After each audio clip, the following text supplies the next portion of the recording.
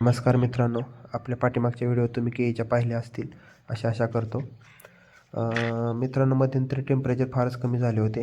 8, 10, 12 degree Celsius temperature असल्यामुळे विपरीत परिणाम झाले होते. न्यूट्रिशन अपडेट कसल्याच पद्धतीनं होत नसल्यामुळे त्याची जी नवीन पानं होती ते पिवळी, पांढरी अशी रोगट टाईप निघत होती आणि त्यावेळेस आपण CME त्या कोवळ्या पानांवरती येऊ नये म्हणून आपण स्प्रे नियोजन केलं होतं आणि त्यामुळे कोणत्याही प्रकारचा आपल्याला व्हायरसचा अटॅक झालेला नाही. आणि तुम्ही पाहू शकता आता टेम्परेचर वाढल्यामुळे पुन्हा आपले पाने नवीन हिरवे निघू लागलेले आहेत.